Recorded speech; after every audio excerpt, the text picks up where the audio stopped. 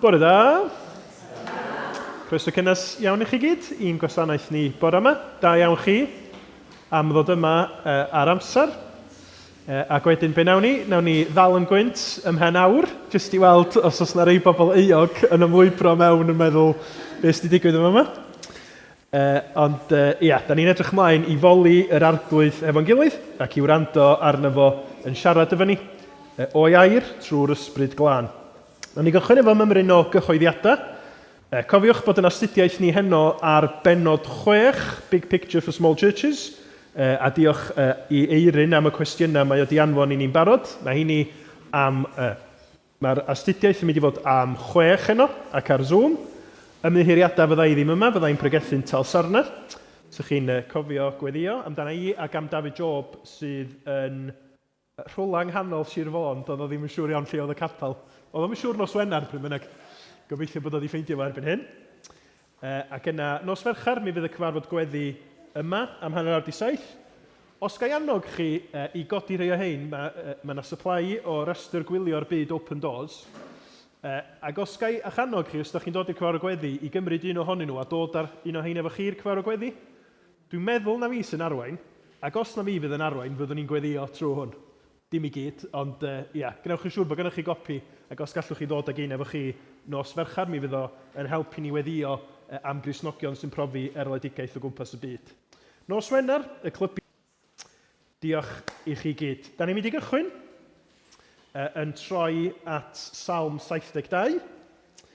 A mae Salm 72 hefo'r teitl i Solomon. Ac yn salm o fawl yn gweddio bod Duw ar waith trwy fywyd y brenin. A da ni'n mynd i gyd ddarllen yr adnodau yma sydd ar ddiwedd Salm 72 sydd yn addas wrth i ni foli Duw efo'n gilydd bore yma. Felly dewch i ni gyd adrodd y geiriau o adnod 17 i 19. Bydded ei enw'n aros hyd byth, ac yn para cyhyd ar haul, a'r holl genhedloedd yn cael bendith ynddo, ac yn ei alw'n fendigedig. Bendigedig fyddo'r arglwydd Duw Israel. Ef yn unig sy'n gwneud rhyfeddodau. Bendigedig fyddo'i enw gogoneddus hyd byth, a bydded yr holl ddeiar yn llawn o'i ogoniant. Amen ac amen. Dwch ni weddio.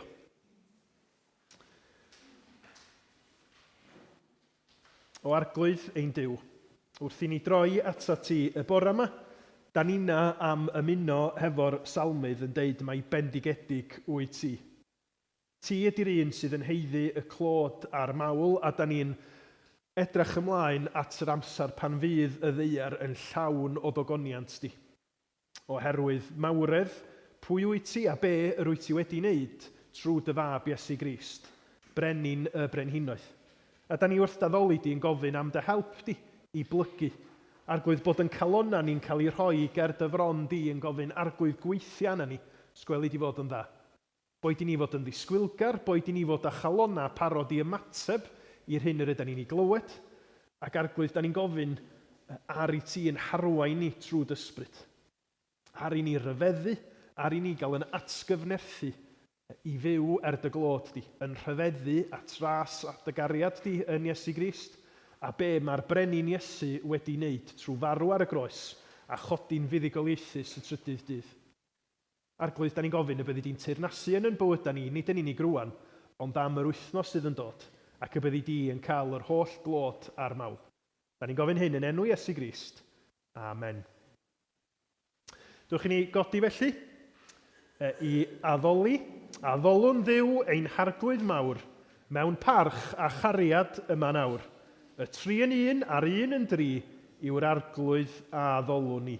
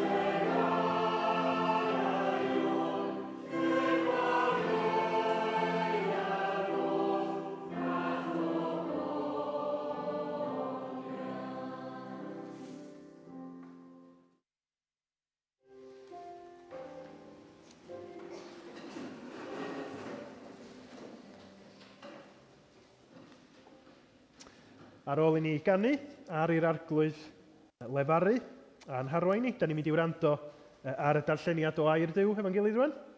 A mae hwnnw'n dod o 1 Brenhinoedd penod 4 a mae Delys am ddarllen i ni. Diolch.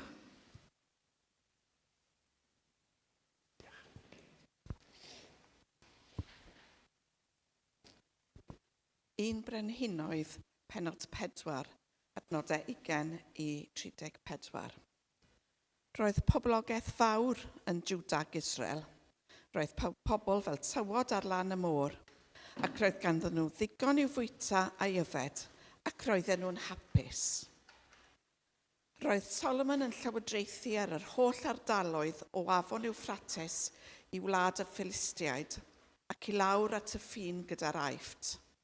Roedd y teyrnasoedd yma i gyd yn talu trethu iddo, ac yn gwasanaethu Solomon ar hyd ei oes. Dyma beth oedd ei angen ar lys Solomon bob dydd. 30 mesur o'r blawd gorau, 60 mesur o flawd cyffredin, 10 o loi wedi pesgu, 20 o loi oedd allan ar y borfa, 100 o ddefaid. Roedd hyn heb sôn am y ceirw, gaddeliaid, iarchod a gwahanol fathau o ffowls. Achos roedd y llys brenhinol mor fawr, roedd yn rheoli'r holl ardaloedd i'r gorllewin o Tifsa ar lan afon Eufrates, i lawr i Gaza, ac roedd heddwch rhyngddo ar gwledydd o gwmpas. Pan oedd Solomon yn fyw, roedd pawb yn Jwda ac Israel yn teimlo'n saff. Roedd gan bawb o dan yn y gogledd i Beersheba yn y de, gartref a thir i allu mwynhau cynnyrch i gwynwydd a'i coed ffigys. Roedd gan Solomon hefyd stablau i ddal 40,000 o geffylau cerbyd ac roedd ganddo 12,000 o farchogion. Roedd y swyddogion rhanbarthol yn darparu bwyd ar gyfer y brenin Solomon, a phawb yn ei lys. Roedd pob un yn gyfrifol am fus, ac yn gwneud yn siŵr nad oedd y llys yn bryn o ddim. Roedd gan bob un hefyd stablau penodol i fynd â haidd a gwellt iddyn nhw i'w roi i'r ceffylau a'r meirch. Roedd Duw wedi rhoi doethineb a deall eithriadol i Solomon. Roedd ei wybodaeth yn ddiddiwedd fel y tywod ar lan y môr. Roedd yn fwy doeth nag unrhyw un o ddynion doeth y dwyrain a'r Aifft. Doedd neb doethach nag e. Roedd yn ddoethach nag Ethan yr Estrachiad, Heman hefyd, a Calcol a Darda, meibion machol.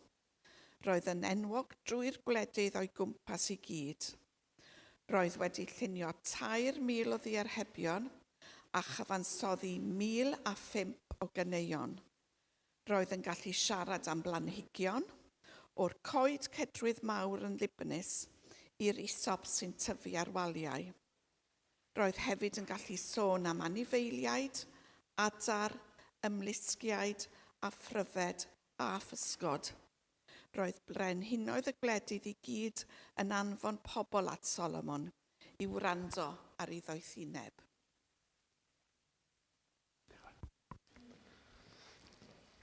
Diolch yn fawr iawn, Delyth. Blant, da chi eisiau dod ymlaen?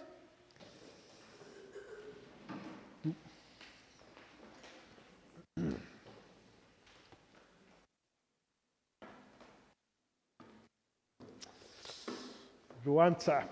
Dych chi iawn? Dych chi wedi blino bore yma? Na? Colli awr o gwsg?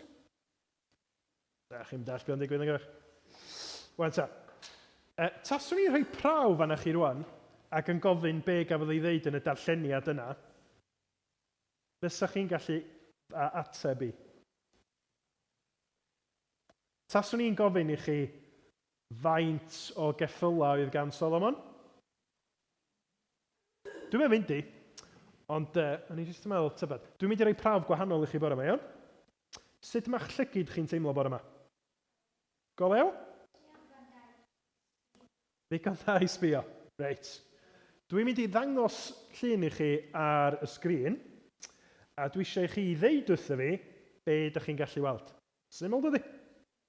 Iawn? Chi'n barod? Dwi'n yn gwybod, ydych chi'n gallu marfer defnyddio'ch llygyd? Ni'n siŵr bod chi'n gallu gweld yn glir? Iawn? Oce. Be sydd yn y llun? Anna. Blob gwyn. Blob gwyn. Diddorol. Iawn. Daniel. Cwpan. Cwpan wyn, ia? Cwpan wen. Reit. Felly, da ni cael blob, cwpan. Llio? Gwyneb person.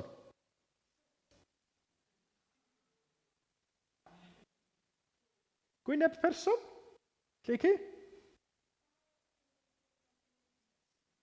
Dau wyneb person. Yn wynebu ei gilydd. O, ti'n gallu gweld o wan? So, ti dal yn gallu gweld y blob? Ti dal yn gallu gweld y blob? Felly, diddorol de, un llun ydi o, ond mae yna lot o hynny chi'n gweld pethau gwahanol yn efo.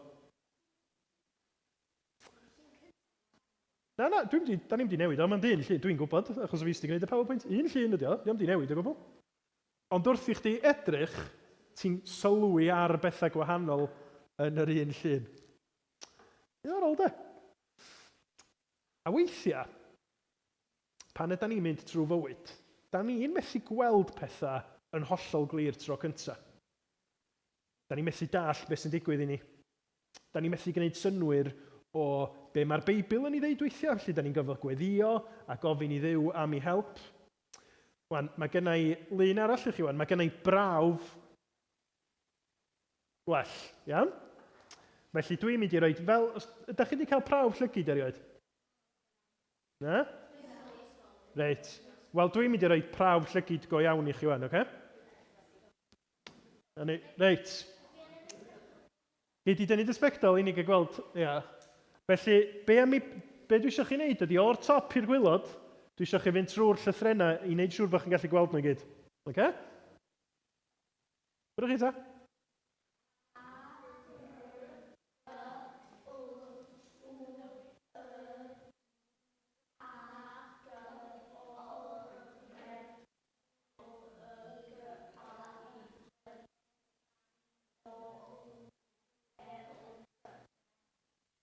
Dach chi'n gallu gweld y gyd?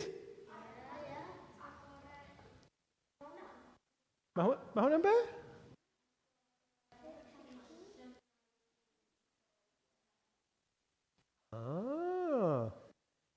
Felly, yn fwy na jyst llythrennau, dach chi'n gallu gweld rhywbeth arall yna? Geiriau? Dach chi eisiau fi newid y drefn mae'r llythrennau ni nhw? Ia? Na ni fynd i'r sleid nesaf, please. Da iawn chi. Mae hwnna'n adnod o ail lyfr Brenhinoedd, lle mae Eliseis y proffwyd hefo hogyn ifanc, a mae o'n poeni achos mae'r gelyn yn agor.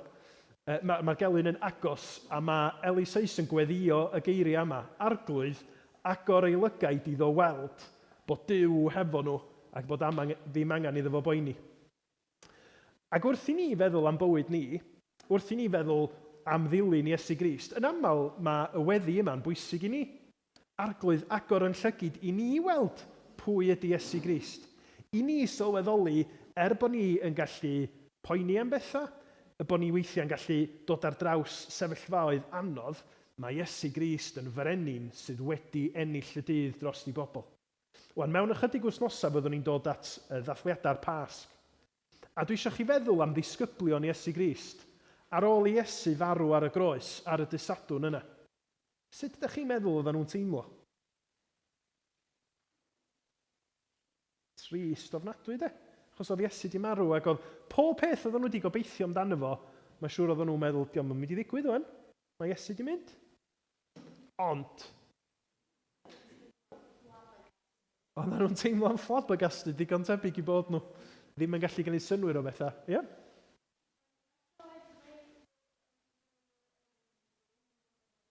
Ella bod yna rei bobl yn flin. Ond da ni'n gwybod, achos bod ni'n byw ar ôl i Iesu atgyfodi, da ni'n gwybod bod Iesu wedi deud wrthyn nhw o flaen llaw bod hynny'n mynd i ddigwydd. Ond oedden nhw angen gweld pethau'n gliriach, oedden nhw angen gweld trwy ffydd. Ac wrth i ni edrych ar ran arbennig o'r Beibl bore yma, da ni'n mynd i weld sut mae'r Beibl yn dangos rhywbeth i ni, ond bod ni angen help Duw mwyn gweld yn glir, mwyn yn helpu ni i ddilyn Iesu Grist. A gweld, bod pethau'n gallu edrych yn dywyll, bod problemau'n gallu codi'n yn bywyd ni, mae'r Beibl yn dangos i ni pa mor wych ydy Duw, pa mor ardderchog ydy Iesu Grist, ond da ni angen help Duw i weld hynny ddydd ar ôl dydd. Gwych. Diolch i chi. Arglwydd agor eilygaid iddo weld. A da chi wedi profi bod eich llygyd chi yn arbennig o dda. Gwych. Na i weddio, a wedyn nawn ni ganu emyn ag eich fynd trwodd i'r ysgol Sul. Ia, dwch ni weddio. O arglwydd ein Duw, da ni yn diolch i ti. Mae nid Duw sydd yn chwarae tricia ac yn cuddio dy hun trwy'r amser wyt ti, ond Duw sydd trwy Iesu Grist wedi dod i ddangos i ni sydd un wyt ti. I ddangos i ni wrth i ti arglwydd Iesu farw ar y groes, dy fod ti yn caru ni a chariad arbennig. Da ni'n gweddio trwy dysbryd glân y byddi di'n helpu ni i weld be mae'r Beibl yn ei ddeud a sut mae hynna'n effeithio ni heddiw. A bod chdi'n agor yn llygaid ni i weld mawredd Iesu Grist a'r ffaith bod Iesu wedi dod mwyn bod yn ffrind i ni, mwyn bod yn achubwr i ni. A da ni eisiau dy drystio di o ddydd i ddydd a profi y cariad hwnnw sydd yn cynnal ni trwy bob math o bethau. Bydd ar waith felly wrth i ni barhau addoli ac wrth i'r plant fynd trwodd i'r ysgol Sul. Rhod eneiniad arna ni wrth i ni ofyn hyn trwy Iesu Grist yn ceidwad. Amen. Diolch i chi. Ia.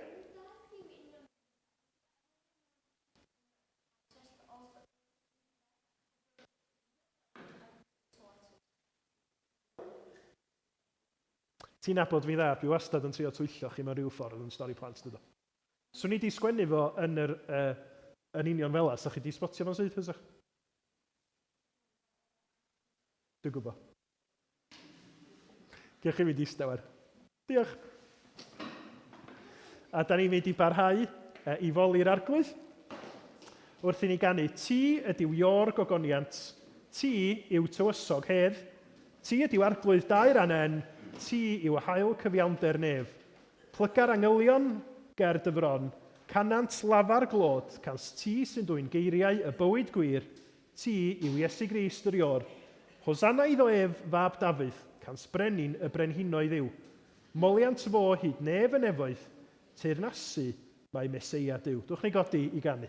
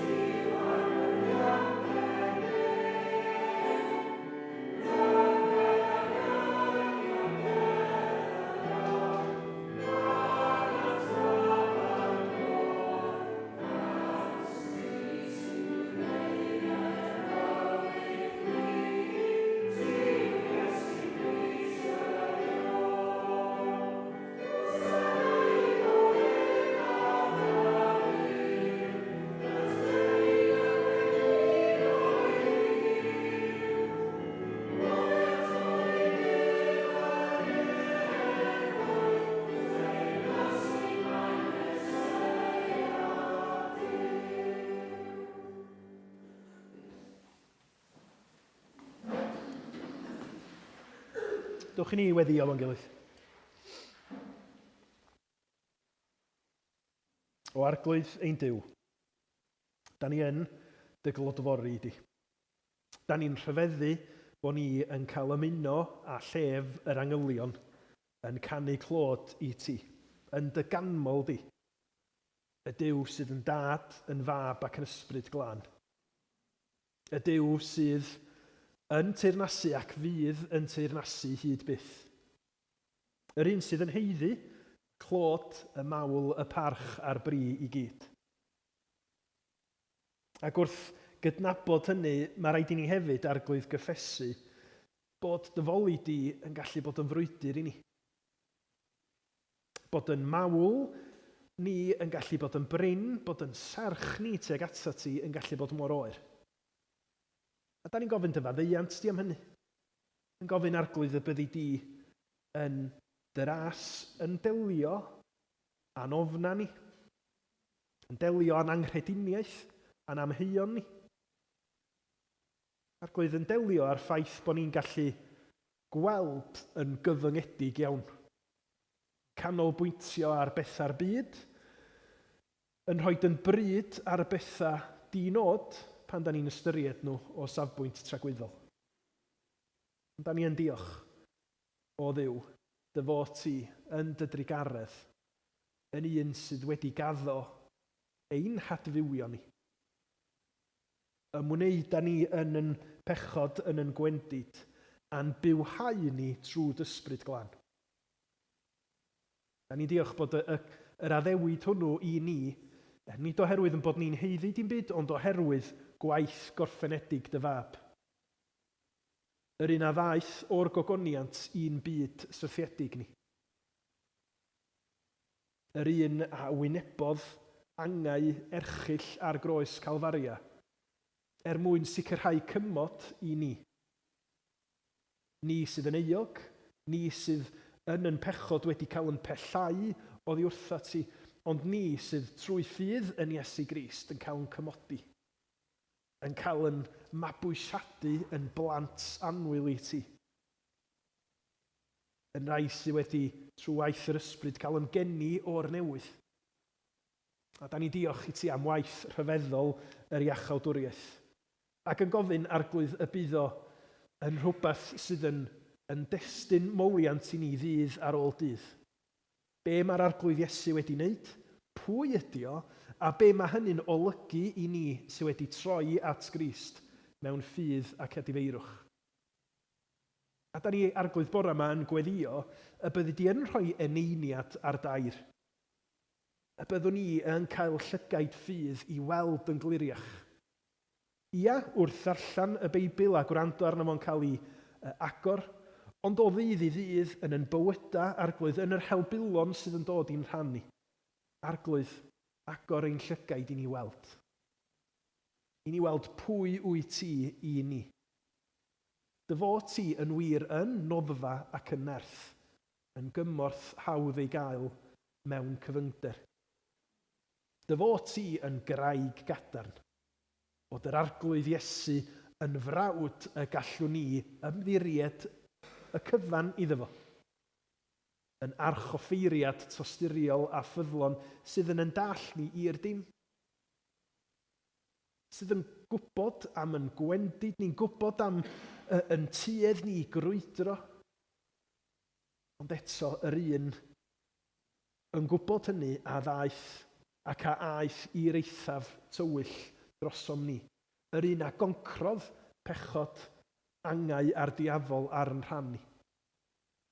O Dduw, cynorthwya ni felly. Trwy be bynnag y byddwn ni'n ei wynebu yr wythnos yma, mi wyt ti'n gwybod be ydi o. Ac mae daddewid di y byddi di hefod y bobl yn gysur i ni. Da ni yn gweddio arglwydd am yn gilydd, yn enwedig y rhai ohono ni sydd yn mynd trwy gyfnod anodd ar hyn o bryd. Boed hynny oherwydd afiechyd, oherwydd amgylchiadau teuluol, hiraeth arglwydd, da ni'n ymwybodol yn arbennig ar ddydd fel heddiw. Bod yna deimladau cymysg yn gallu bod. Rhai yn ddiolchgar ac yn llawenhau o gael mwynhau amser hefo mama, eraill yn teimlo y golled yn drwm. y siom, yr hiraeth. Arglwydd, da ni'n gweddio y byddi di yn dod yn agos ato ni, yn yn hanghenion amrywiol. A nid yn unig ni, Arglwydd, da ni'n gweddio am dy bobl di ledled y byd, yn gofyn y byddi di yn eu cysegru nhw ac yn eu sancteiddio nhw i fod yn bobl sydd yn disgleirio fel pobl sydd yn perthyn i ti, yn ddisgyblion i'r arglwydd Iesu. Ac da ni yn meddwl yn naturiol am y drychineb honno yn Myanmar ar hyn o bryd. Y golygfeydd dirdynol da ni wedi weld ar y newyddion. Da ni yn pledio arna ti, Arglwydd, yn dy drigaredd i fod ar waith fel bod yr rhai sydd wedi colli popeth yn derbyn cymorth yn fuan. Yn hytrach na bod gwledydd yn amddiffynol ac yn gweld sydd wedi gymryd mantais o'i gilydd, da ni'n gweddio, Arglwydd, y byddi di'n gweithio yng nghalonna pobl fel bod yna heilioni a chymorth ymarferol yn cael ei roi i'r rhan honno'r byd, lle mae yna gymaint o bethau ddim yn mynd i weithio yn y dyddiau a'r misoedd nesaf. Trwy'r cyfan o Dduw, da ni'n gofyn y byddi di yn datguddio dy hun i ni, fel dy blant di, ond hefyd fel deglwys di. Wrth i ni fod yn astudio ac yn gofyn cwestiynau ynglyn â pwy ydyn ni fod, da ni'n gofyn am dy ddoethineb di, i ni fod yn bobl sydd yn gadarn yn pwy wyt ti wedi'n galw ni fod. Nid yn smalio bod pob peth yn berffaith yn bywydau ni, achos dydy hynny ddim yn wir, ond bod ni'n gwybod lle ydy'r sylfaen gadarn yr ydyn ni i sefyll yn wyneb pob gwrthwynebiad, yn wyneb pob celwydd y mae'r diafol yn trio ei hau. Gna dy waith felly yn plith ni arglwydd teyrnasa ac amlyga dy deyrnas wrth i dy bobl di fod yn dystion i ti ledled y byd. Da ni'n gofyn hyn trwy heiddiant Iesu Grist ac yn cyflwyno hyd yn oed yn gweddia tawel personol i ti. Yn gofyn arglwydd gwneler dewyllus di. Clod i Iesu Grist. Amen. Wel, cyn i ni droi at y darn yna ddarllenwyd o 1 Brenhinoedd 4, da ni am ganu un emyn arall. Un emyn sydd yn cadarnhau i ni bod yr arglwydd Iesu yn cadw i ddisgyblion yn dyn. Pan fwy'n ofni colli ffydd, Crist fem deil yn dyn. Pan ddaw'r temptiwr trech liw ddydd, ef am deil yn dyn. Dal fy ngafael fedra i fyth ar fy nyrys daith, achos felly da ni fel pobl da. A mae oer i'w nghariad i rhaid i'r arglwydd Iesu yn dal ni yn dyn. Ef am deil yn dyn, ef am deil yn dyn, fy ngwaredwr ef am car, ef am deil yn dyn.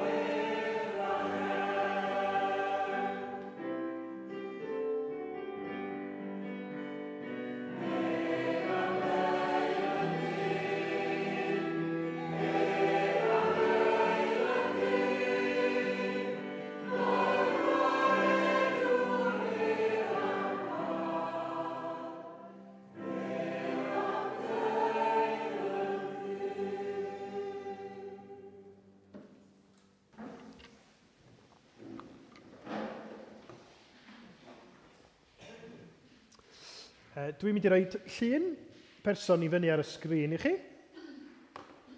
A gofyn y cwestiwn, pwy di'r dyn yma?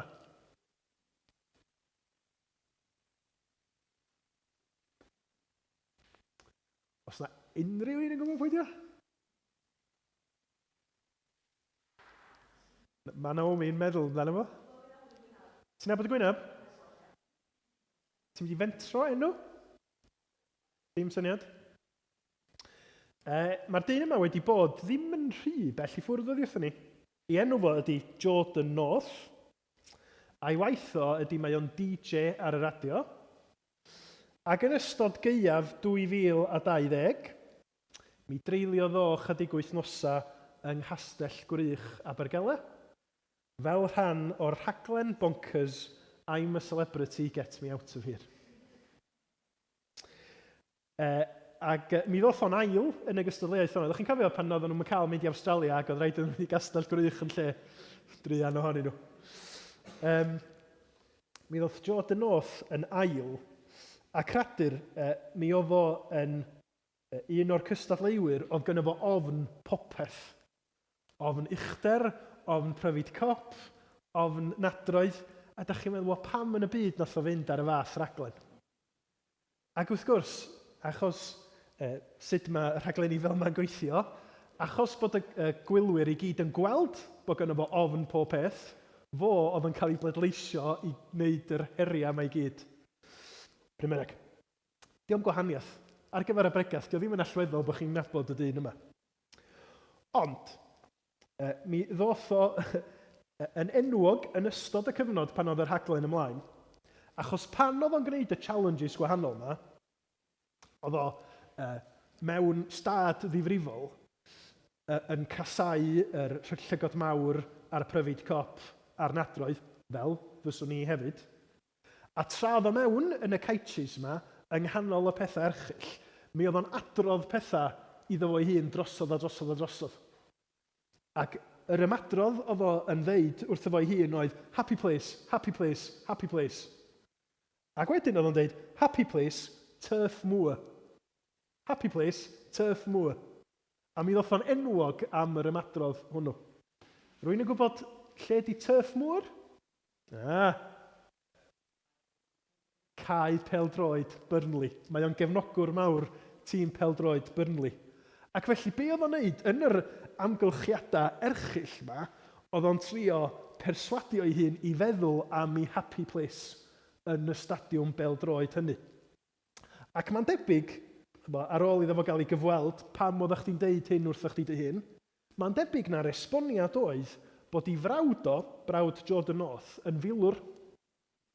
Ac fel rhan o'r hyfforddiant i'r lluoedd arfog, un o'r triciau seicolegol oedden nhw'n wneud os oedden nhw mewn sefyllfa erchill, oedden nhw yn trio atgoffa ei hunain o'i happy place. Boed o yn le bita hyfryd lle oedden nhw wedi cael pryd, ond yn y sefyllfa yn yr anialwch neu yn y jungle, oedden nhw'n trio rhoi di meddwl yn yr happy place yna.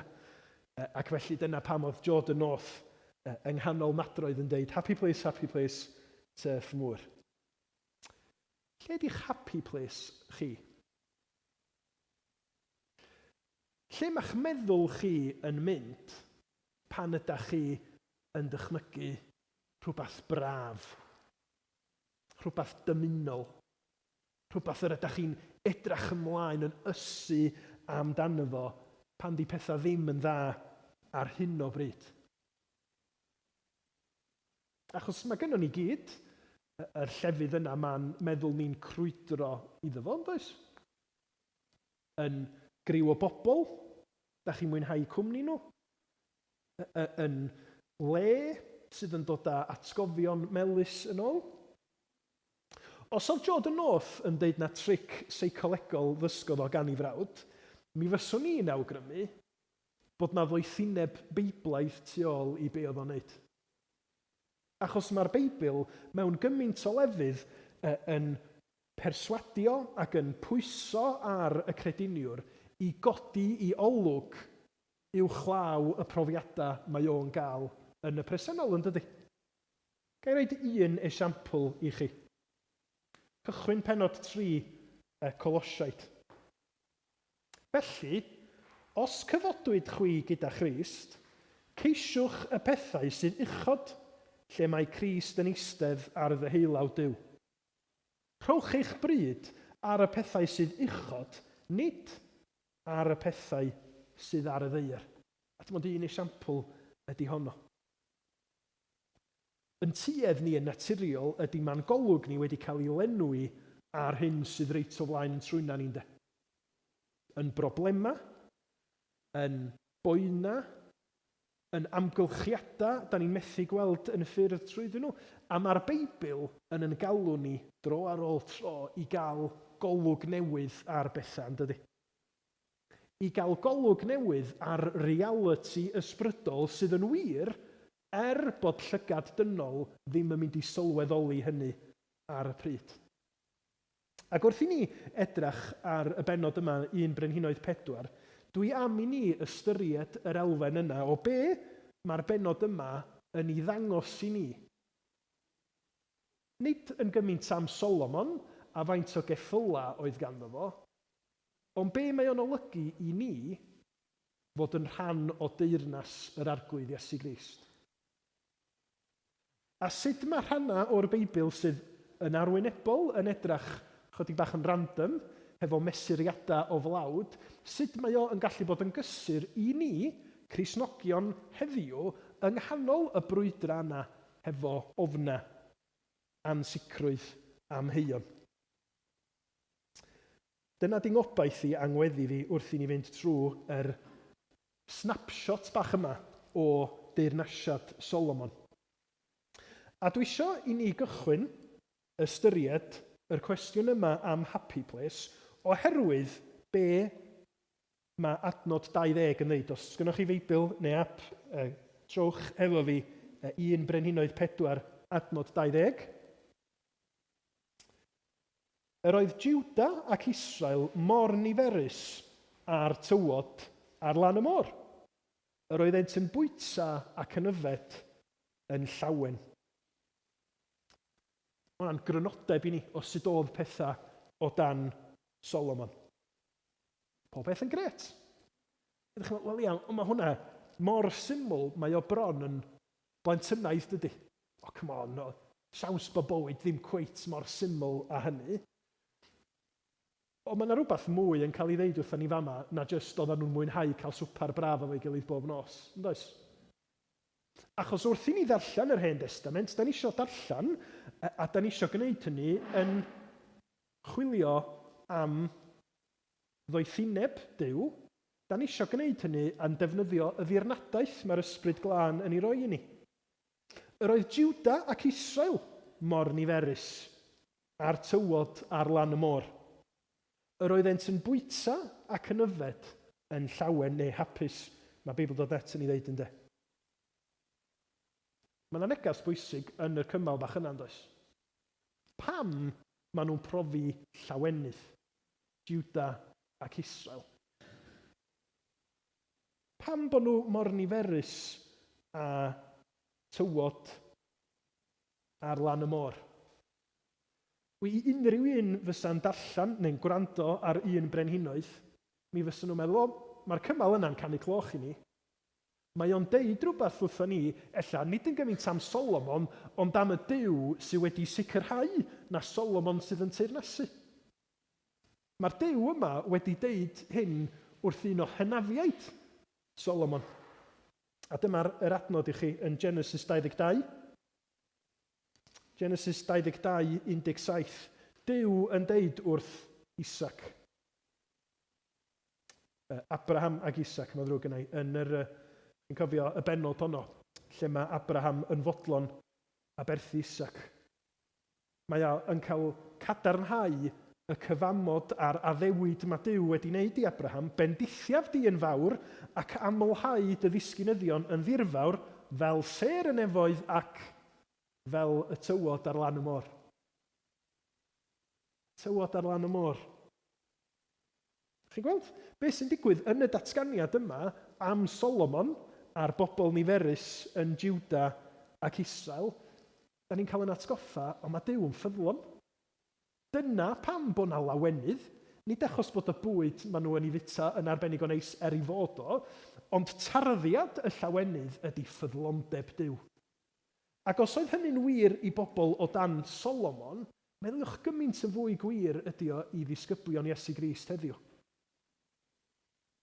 Achos yr un Duw nath wneud addewid i Abraham a'i gadarnhau o yn Solomon, sydd wedi gadarnhau o a mwy yn yr arglwydd Iesu Grist. A da ni yn byw 2000 o flynyddoedd ar ôl yr arglwydd Iesu fod yma ar y ddaear yn gallu deud wrth gwrs. Da ni yn rhan o'r llinach ysbrydol yna, a da ni yn gallu pwyso ar yr un Duw ag a gnaeth Abraham. Yr un Duw ag a sicrhaodd na Solomon oedd yr un oedd yn teyrnasu. A mae'r snapshot bach yma yn 1 Brenhinoedd 4 i fod yn gysur i chi a fi. Os ydyn ni'n stryglo, os ydyn ni mewn dryswch ddim cweit yn gallu gwneud synwyr o beth sy'n digwydd yn bywydau ni ar hyn y bryd. Da ni'n gwybod bod yna frwydra mynd i ddod. Da ni wedi gweld yn y pregetha'n barod yn y gyfres yn 1 Brenhinoedd. Mae yna bobl yn honni bod yn frenhinoedd a mae yna ymosodiadau ar drefn Duw, ond da ni'n gwybod na gwaith Duw sydd yn cael ei gyflawni yn y diwedd.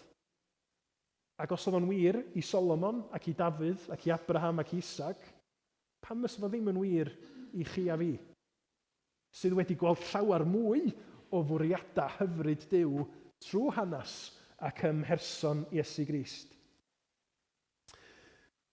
Yn yr newyddion wrth dwytha, mi oedd na sôn am Rhodri Morgan, cyn brif weinidog Cymru. A'r stori newyddion oedd bod nhw yn mynd i greu proses cystadleuaeth er mwyn creu cerflun o Rhodri Morgan. A dwi'n dychmygu y bydd y cerflun mawr yma yn cael ei leoli yn rhywle yng Nghaerdydd i gofio am y cyn brif weinidog Rhodri Morgan. Ond wrth ddarllen y stori, nes i ofyn y cwestiwn i mi fy hun, sut mae rwy'n yn cychwyn gwneud cerflun mawr o unrhyw berson? Mae'n just y scale yn enfawr. Beth sy'n digwydd os ydych chi'n gwneud mistake? A bod o'n huge, a mae pawb yn mynd i fai Caerdydd ac yn chwerthu'n ar eich pen chi. Ond nes i ddigwydd gweld pwt o raglen deledu yn siarad efo y cerflunydd yn deud, wel, y ffordd da ni'n gwneud cerflun mawr ydy gwneud mewn model bach i ddechrau. A wedyn wrth greu un bach to scale, da ni wedyn yn gallu gweithio allan be di maint pethau mynd i fod. Ac wrth edrych ar yr un bach, da ni'n gallu cywiro i wneud yn siŵr bod yr un mawr yn mynd i fod yn addas. Wel, dwi'n mynd i awgrymu wrthych chi bore yma, wrth i ni edrych ar a'r disgrifiad o deyrnas Solomon, y microcosm, bod ni fel Cristnogion yn gobeithio cael gweld yr darlun mawr yn Iesu Grist. Achos dyna sut da ni fod i ddarllen yr Hen Testament, ynde? Mae o i fod i'n arwain ni at Grist. Ac felly dwi'n eisiau chi fynd o yma yn arbenigwyr ar y ddarpariaeth a roddwyd i Solomon, ond dwi eisiau chi fynd o yma yn rhyfeddu o'r newydd am deyrnasiad Duw trwy Iesu Grist, a sut mae hynna'n effeithio chi yn yr union run un ffordd ac yr effeithio ddo y bobl oedd yn bita go iawn o gwmpas y bwrdd hefo y brenin Solomon. Felly, be da ni'n sylwi arnyn nhw yn yr darn bychan yma? Adnod 24 a 25 i ddechrau. Oherwydd bod Solomon wedi cael ei osod ar yr orsedd, oherwydd i fod o'n teyrnasu ar yr ardal eang yma o'r Dwyrain Canol, yr oedd Duw wedi addo i Abraham a'i ddisgynyddion, yn sgil hynny, sylwch beth sy'n digwydd i'w bobl o. Yr oedd yn llywodraethu'n frenin dros y gwledydd i'r gorllewin o'r Ewffrates, o Tifsa hyd Gaza, dros yr holl frenhinoedd i'r gorllewin o'r afon, cafodd heddwch ar bob tŷ. Ac roedd Jiwda ac Israel yn trigo'n ddiogel, holl ddyddiau Solomon, pob un dan ei wynwydden a'i ffigysbren, o dan hyd Berseba. Heddwch. Diogelwch. Bodlonrwydd i bobl Israel a Jiwda, pobl Dduw, achos bod y brenin yn teyrnasu. A sylwch ar yr eirfa sy'n cael ei ddefnyddio i ddisgrifio fo. Pob un dan ei winwydden a'i ffugysbren. Mae ddarlun hyfryd, dydy. Popeth yn ei le. Yn mwynhau y bendithion mae Duw wedi rhoi i ni ac sydd i'w gael o genhedlaeth i genhedlaeth yn ei dymor, fel ac yma ffrwytho'n dod yn ei tymor, ond dydy o ddim y sefyllfa i'r gwrthwyneb lle mae yna ormes. A disgrifiad yr Hen Testament o ormes ydy da chi'n plannu a mae pobl eraill yn nabio eich pethau chi gyd. Na, pan mae yna heddwch oherwydd y brenin, mae popeth yn ei le.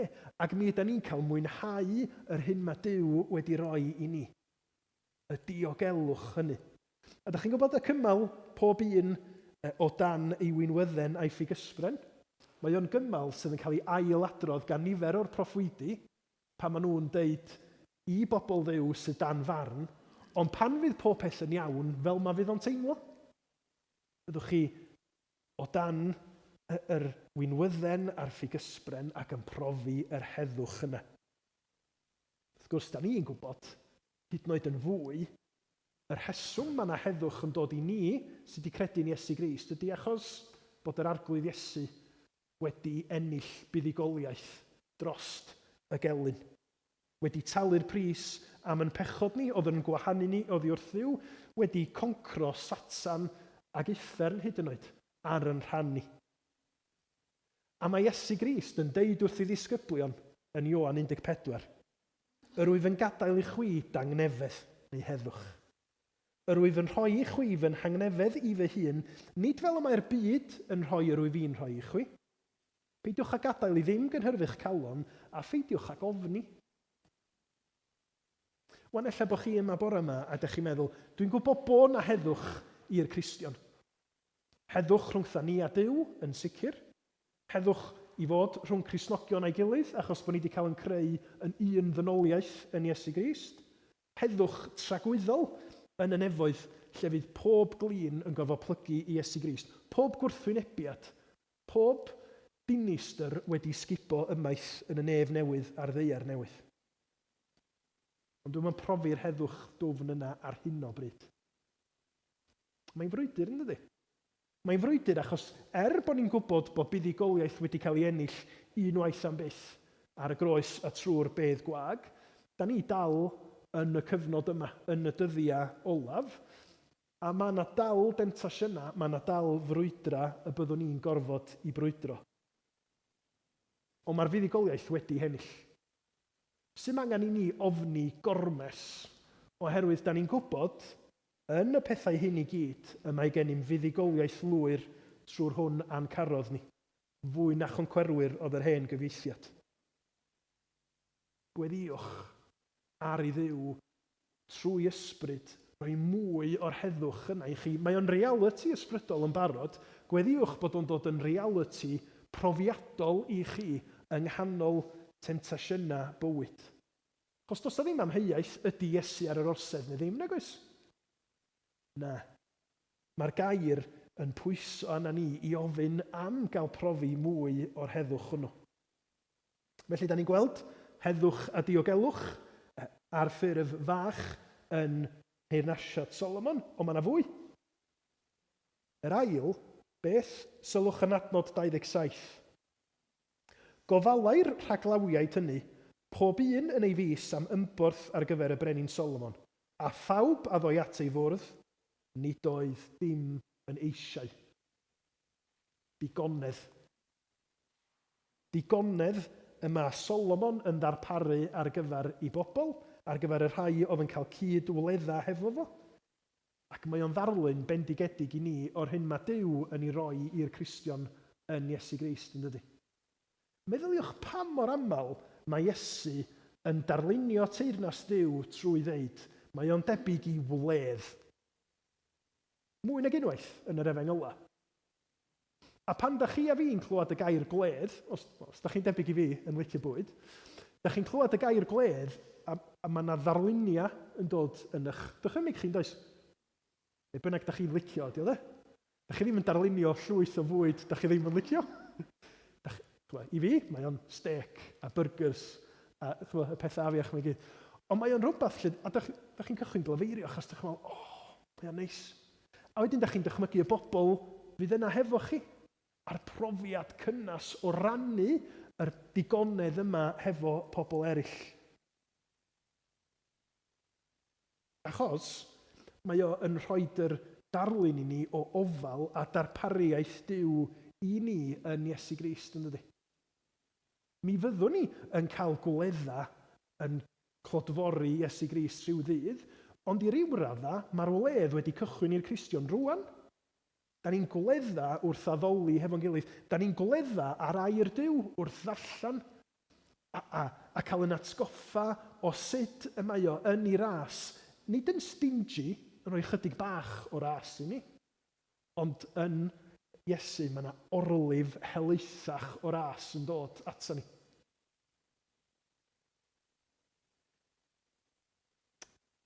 A ni'n meddwl am rei o y gwirthia nath Iesu Grist. A meddwch am borthu'r 5,000. A mae yna elfenna bach o'r arglwydd Iesu ar waith does, sydd yn gwneud i chi wenu achos mae o'n dangos i ni ddoethineb Crist. Meddwch am Iesu hefo'i ddisgyblion a'r tyrfaoedd mawr, mae'r miloedd o bobl o'i gwmpas o. A mae'n dod yn amlwg bod nhw eisiau bwyd, a mae Iesu'n deud wrth y disgyblion, wel, be sgynnoch chi roed iddyn nhw? Mae'r disgyblion yn dweud, wel, sgynno ni'n byd?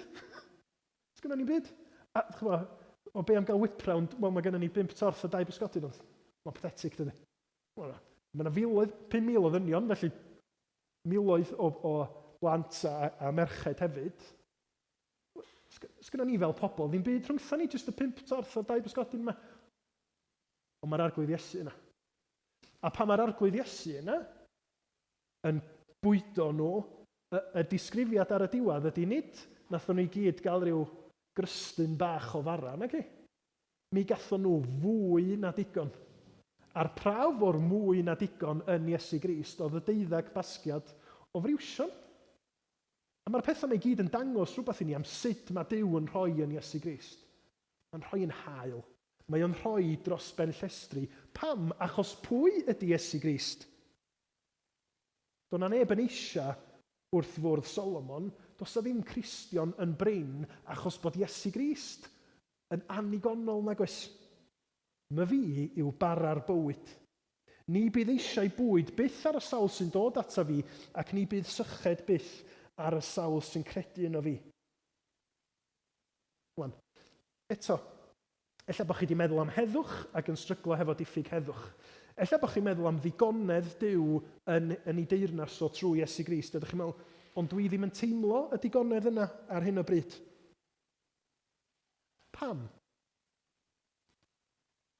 Pam ella da ni ddim yn teimlo bod Duw yn hael hefo ni? Ydy achos bod ni'n disgwyl y pethau anghywir? Ydy ni wedi rhoi yn bryd ar gael pethau lle dydy Duw ddim yn gaddo y pethau hynny?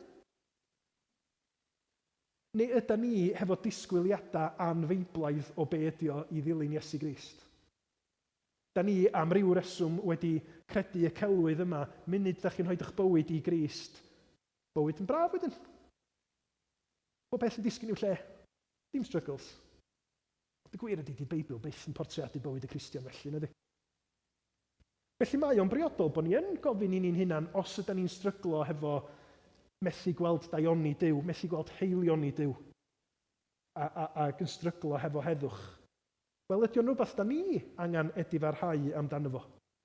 Ydy'n bryd ni ar y pethau anghywir, neu ydy o'n ymwneud â'n amgylchiadau ni? Ydyn ni mewn brwydr, boed oherwydd afiechyd neu amheuon, a mae'r un drwg yn hau yr hada yna o amheuon, lle da ni felly angen troi at y gair a cael yn atgoffa o beth sydd yn wir. Ydy Duw yn stingy? Na di. Ydy Iesu Grist wedi deud ar un pwynt, wrth gwrs na eich caru chi a maddach pechodau chi, ond wedyn wedi newid i feddwl wsos yma? Na di. Mae realities ysbrydol o'r digonedd y mwy na digon i ni yn Iesu Grist yn wir rwan, hyd yn oed os nad ych chi'n ei deimlo fo. Ac felly mae'n briodol i ni ofyn, Arglwydd, helpa fi i ailosod y ffordd y dwi'n gweld fi'n hun, yn dwn bechadur, ond yn bechadur sydd wedi credu'n Iesu Grist, yn fab yn cael ei garu a chariad anfeidrol. Neu ella bod ni ddim yn gweld heilioni Duw achos bod ni ddim wedi trystio yn Iesu Grist eto. Ac felly mae bywyd yn mynd i fod yn strygl. A sgynnon ni ddim gobaith achos da ni'n meddwl na yr atab i bob peth ydy'n clyfrwch ni neu'n gallu ni wneud pethau. Mae'r Efengyl yn galw ni i edifarhau am y balchder yna.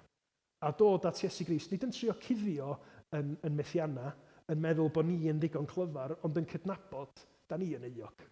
Da ni'n heiddi barn. Ond mae Iesu Grist wedi dod i wynebu barn yn barn ni ar y groes. Mwyn i bob un sy'n trystio nhw fo, yn syrthio ar ei bai, bod nhw yn cael maddeuant, yn cael derbyniad. Felly, da ni'n gweld y snapshot bach yna o heddwch, o ddigonedd, sydd yn dod o dan deyrnasiad y brenin Iesu. Ac yna'n ola, adnodau 29 i 34, da ni'n gweld doethineb, yn dydyn. Oedden ni wsos dwytha'n sôn am doethineb Solomon, ond yn ddiwedd y bennod yma, da ni'n cael gweld bod doethineb Solomon yw chlaw pawb a phopeth. Rhoddodd Duw i Solomon doethineb a deall helaeth ac am gyffrediad mor eang a thraeth y môr. Mae o'n sgwennu'r diarhebion a'r caneuon yma sydd dal yn Beibl ni, ac mae o trwy'r doethineb mae wedi cael gan Dduw yn gallu byw bywyd ac yn gweld pethau yn y greadigaeth ac yn sylwi ar wersi pwysig yn nhw. Ac os oedd hynny'n wir am Solomon, meddyliwch gymaint yn fwy gwir ac yr oedd o am yr arglwydd Iesu, yr un yma Solomon yn pwyntio ni ato fo. Meddyliwch am Iesu Grist yn y bregath ar y mynydd, yn siarad efo'i ddisgyblion ac yn ei dysgu nhw be ydi o, neu sut i ddelio efo'r cyflwr yna pan da chi'n poeni am bethau. Chi'n poeni am lle mae'r bwyd yn mynd i ddod. Poeni am pa ddillad da chi'n mynd i wisgo. Pethau da ni dal yn poeni amdanyn nhw, bod ni'n byw filoedd o flynyddoedd ar ôl Iesu yn rhannu'r ddysgeidiaeth yma fo'i ddisgyblion. Ac wrth i dysgu nhw am realities ysbrydol dwfn dilyn Iesu Grist, be mae o'n neud? Sbiwch ar yr adar yma. Mae Duw'n gofalu amdani nhw. Da chi'n llawer mwy gwerthawr na'r adar yna. Sbiwch ar yr lilies yna, y bloda yna sydd yn tyfu. Maen nhw'n fwy hardd na Solomon. Pam da chi'n poeni am y pethau bach yma, os ydych chi'n gwybod pwy ydy Duw, os ydych chi'n gwybod pwy ydw i, os ydych chi'n gweld Duw fel un sydd yn darparu ac yn teyrnasu. Ac yna fo ddoethineb ragorach na Solomon, a mae o'n defnyddio'r ddoethineb honno wrth fyw i fywyd yng nghanol y byd mae'r arglwydd Iesu wedi greu i fod yn gymorth i chi a fi hefo'n gwendida a'n hofna a'n pryderon. Ceisiwch yn gyntaf deyrnas Dduw a'i gyfiawnder ef a'r pethau hyn a roer yn ychwaneg i chwi. Digon i'r diwrnod i ddrwg i hun. Ond mae i gyd yn deillio allan o'r ddoethineb ryfeddol yma sydd wedi cael ei weld mewn ffordd fach. Mae'n anheg deud bach am ddoethineb Solomon, dydy. Llai yn Solomon a chyflawn yn Iesu Grist. Ac oedd un esboniwr ar y rhan yma yn deud fel hyn. Yn sôn amdana ni, a'n angen ni am ddoethineb, y ddoethineb mae Duw yn ei roi i'w bobl. We might not be Solomon in insight, but we can gratefully examine the same data. Pan da chi a fi yn mynd ar yn ffordd i'r gwaith, neu yn leinio fyny y cyfarfod Zoom nesaf pan da chi wedi blino, a mae gennych chi chydig bach o amser gwag. Be da chi'n neud efo'r amser yna? Ydych meddwl chi'n gwibio at y dasg nesaf sgynnoch chi'n neud? Y cwmwl di da chi'n stryglo trwy fo yn ystod yr wsos. Neu, be am ystyried wrth edrych allan trwy'r ffenast a gweld dail ar y coed? Mae yna greawdwr di creu hwnnw. A mae'r creawdwr hwnnw yn sicrhau bod yna ddigon o fwyd i'r anifeiliaid gwyllt. A mae'r creawdwr hwnnw wedi dod yn gnawd yn Iesu Grist. A mae wedi deitha fi fel un o'i ddisgyblion o, os di Duw yn darparu ar gyfer yr anifeiliaid gwyllt, gymaint yn fwy neith o ddarparu ar fy nghyfer i. Ac wrth i ni adael i'n meddwl ni, nid rhedag i ffwrdd hefo problema ni, ond cael ei sancteiddio trwy dderbyn doethineb Duw, ond nid ydych chi'n meddwl gwneud hynna roed heddwch i ni, a tawelu peth o'r ofna a pryderon sgynnon ni. Yr arglwydd Iesu ydy doethineb Duw i'w bobl ynde. Yn y fo, mae pob peth yn gwneud synnwyr. Os nad yda ni wedi troi at Iesu Grist ac yn trio gwneud synnwyr o fywyd, diolch yn mynd i wneud sens. Sut mae unrhyw ddioddefaint yn gwneud synnwyr, oni bai bod gennych chi'r arglwydd Iesu'n waredwr i chi, a da chi'n gallu dweud, mae o wedi wynebu y dioddefaint mwyaf ffiadd, ac mae wedi cyflawni cynllun Duw mwyn i mi gael fachub, mwyn i mi gael maddeiant.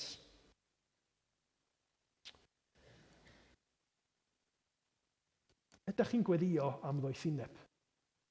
Ydych chi'n defnyddio gair Duw i annog gweld mwy o deyrnas Crist i chi heddiw ag wsos yma?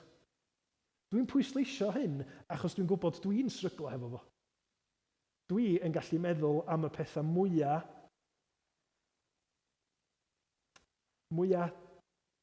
di-nod ag useless. Dwi'n gwybod ac yn meddwl weithiau am pwy oedd yn chwarae pêl-droed i Lerpwl yn 1990. Sa'n iws meddwl am bethau fel yna, nagos? Pam na fyswn ni'n myfyrio ar ogoniant Solomon a sut mae gogoniant Iesu Grist yn rhagorach? Achos mae hwnna yn useful i fi fel Cristion rwan dydy. Pan dwi'n stryglo hefo ngwendid yn hun, yn niffig sel yn hun. Ac yn ei fath i ni gyd. Wrth gwrs mae'n mynd i fod yn frwydr, ond mae Duw o'n plaid ni ac trwy'r ysbryd glân mae'r nerth a'r arweiniad yn cael ei annog i ni ofyn amdano fo. Am yr help yna i ni dyfu mewn doethineb, i ni weld. Nid byw mewn byd o hapad amwain ydyn ni, da ni'n byw y myd y Duw byw. Ac mae o trwy greadigaeth, trwy air, trwy ysbryd, isio i ni dyfu fel bod yn happy place ni, nid yn le ac yn brofiadau, ond yn deyrnas wedi chanoli ar frenin godidog Iesu Grist. Ddwch chi sylwi yn y darlleniad pa mor aml oedd enw Solomon yn cael ei yngan? Achos Solomon yn hirnesiad Solomon, oherwydd bod Solomon yn gwneud hyn a Solomon yn gwneud hyn. I ni Iesu Grist ydy o de. Achos bod Iesu wedi concro, achos bod Iesu'n caru, achos bod Iesu'n ffyddlon, achos bod Iesu yn eiriol drosom ni rwan, yr ydym ni'n cael heddwch a diogelwch a digonedd a gobaith hyd yn oed yng nghanol y frwydr yr ydym ni yn ei gael yn erbyn pechod, amheuaeth a gwrthwynebiad ar hyn y bryd. Yn 1681, a dwi'n gorffen yma hyn, yn 1681, mi nath John Owen gyhoeddi llyfr.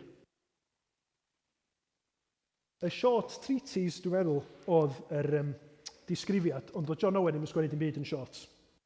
A teitl y gyfrol oedd The Grace and Duty of Being Spiritually Minded. Mi sgwennodd o hon yn 1681, 2 flynedd cyn i farwolaeth o yn 67 oed. Ar ôl cyfnod eitha trwm o weiledd, lle oedd o'n methu gwneud y pethau oedd o'n wneud cynt. Ac wrth iddo fo fod yn ei wely rhan fwy ar amser, mi sylweddolodd o mor bwysig oedd meddwl yn ysbrydol. A'r adnod oedd wedi gymell o'i feddwl hynny oedd Rhufeiniaid 8:6. Yn wir, y mae bod a'n bryd ar y cnawd yn farwolaeth, ond mae bod a'n bryd ar yr ysbryd yn fywyd a heddwch.